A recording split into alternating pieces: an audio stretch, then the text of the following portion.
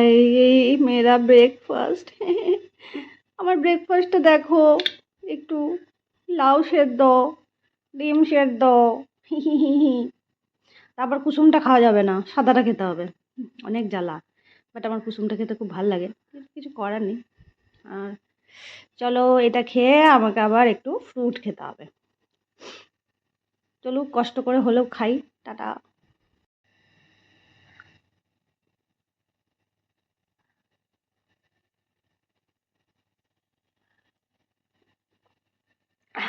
বড্ড বাজে খেতে, আপনারাও ট্রাই করতে পারেন। কেমন? আজকে গাছে প্রচুর স্ট্রবেরি পেকেছিল, বাবা তাই স্ট্রবেরিগুলো সব তুলে এনেছিল। তো ভাবলাম কি করা যায়, তো আজকে স্ট্রবেরি দিয়ে একটু লস্যি বানাচ্ছি। একটু টক টক হয় তো, তাই বাড়ির সবাই খেতে পারে না টক টক বলে। তো আজকে তাই লস্যি বানিয়ে দিলাম, দইও ছিল বাড়িতে। আর যদিও এখন সময় নয় লস্যি খাওয়ার, কিন্তু কি করা যাবে, দুধ দিয়ে তো খেতে পারবো না, তাই দই দিয়েই করলাম। স্ট্রবেরি দই আর একটু গুড় দিয়েছিলাম, আর দিয়েছিলাম একটুখানি নুন, দিয়ে ফেটিয়ে নিয়েছিলাম মিক্সার গ্রাইন্ডারে ভালো করে।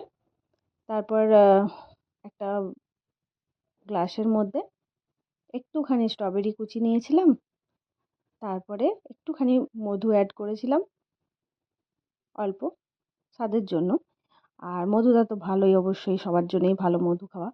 তো তার মধ্যে দিয়ে দিলাম এই যে দইয়ের যে ঘোলটা বানিয়েছিলাম স্ট্রবেরি দিয়ে, সেটা। সত্যি কথা বলতে অসাধারণ খেতে হয়েছিল।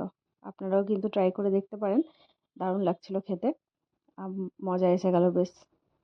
ঠান্ডা ঠান্ডায় ঠান্ডা ঠান্ডা লস্যি। আপনারাও খেয়ে দেখুন। টাটা।